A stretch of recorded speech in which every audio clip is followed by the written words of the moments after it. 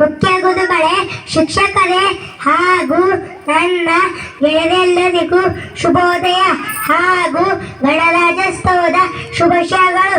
ನಾನು ಇಂದು ಗಣರಾಜ್ಯೋತ್ಸವದ ಕುರಿತು ಮಾತನಾಡಲು ಬಯಸುತ್ತೇನೆ.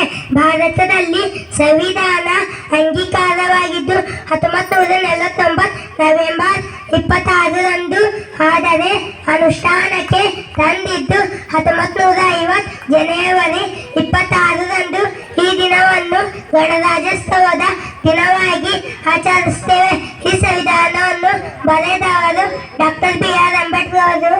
ಈ ಸಂವಿಧಾನವನ್ನು ರಚಿಸಲು 2 ವರ್ಷ 11 ತಿಂಗಳು 18 ದಿನಗಳು ಬೇಕಾಗಿತ್ತು. ಭಾರತದ ಸಂವಿಧಾನ ಜನರನ್ನು ಸಶಕ್ತಿಗೊಳಿಸಿ ಸರ್ವರಿಗೂ ಸಮಾನತೆ ಒದಗಿಸಿದೆ.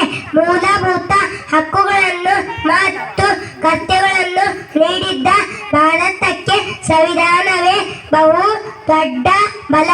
ನಮ್ಮ ಸಂವಿಧಾನ ನಮ್ಮೆಲ್ಲರನ್ನು ರಕ್ಷಿಸುವ ಬಹು ದೊಡ್ಡ ಕಾನೂನು ಎಂದು ತಿಳಿಸುತ್ತಾ ಮಾತನಾಡಲು ಅವಕಾಶ ನೀಡಿದ್ದ ತಮಗೆ ಧನ್ಯವಾದಗಳು. ಜೈ ಹಿಂದ್, ಜೈ ಭಾರತ್.